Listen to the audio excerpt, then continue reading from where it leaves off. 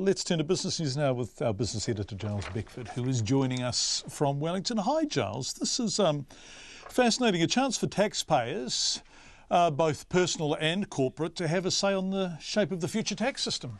Indeed. Good evening to you, John. Yes, it's from the Taxation Working Group. This is the government-inspired look at the future of the tax system, being chaired by Michael Cullum.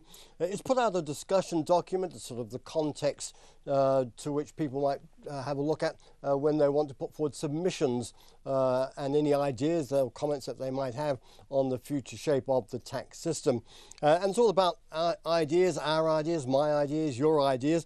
It's about whether we should be looking at things such as lowering the corporate tax rate, whether there should be a flat tax rate, whether we should be looking at environmental taxes perhaps, or we should be looking at GST exemptions. One thing, of course, is that we know that's off the table is the capital gains tax on the family home. We all know that as being, of course, a rather short political suicide note that nobody's going to be willing to sign. Anyway, anyone who's interested should go to the Taxation Working Group website. The deadline for submissions is April. It says nothing's off the table apart from the capital gains tax. So, broad thinking, out of left sphere, whatever you want to call it. All ideas, I think, gratefully received. It's not often that we actually get a chance to have a real personal, individual input into public policy. Of course, none of this is going to be affected by the forthcoming election. It will be presented after the next election. Safety valve there for a Labour government, but certainly it's, I think, an opportunity not to be squandered if you're that way inclined. Yeah, here. Let's talk about the country's financial position. Looking a bit more cheery, I understand. Well, the balance of payments numbers came out today. They really are as interesting as watching paint dry. And I know a lot of people will go, well, why bother with it? But it does point to the state of our financial system and our ability to pay our way in the world. In shorthand, that tells us how much we have to borrow to pay for the New Zealand lifestyle. Now, tucked away in the plethora of tables and lines of numbers is one little ratio there. It's called the net international investment position. It's a measure of how indebted we are. As an example, 10 years ago, it was worth 84% of the value of the economy. So in other words, $8.50 out of every $10 that we made or we earned in the economy, right, was owed to somebody overseas.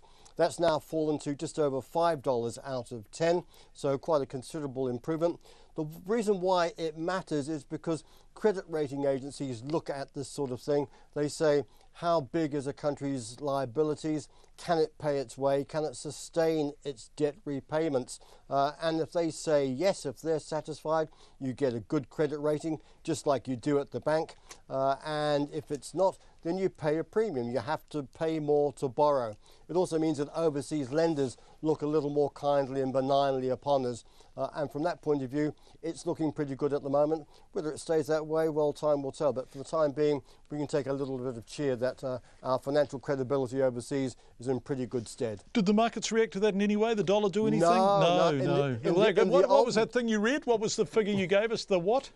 The international investment ratio position. That's because no other bugger could be bothered reading it, Giles. You're the only person who read it. Actually, our current account deficit was 2.7% of GDP. That's just a broad number.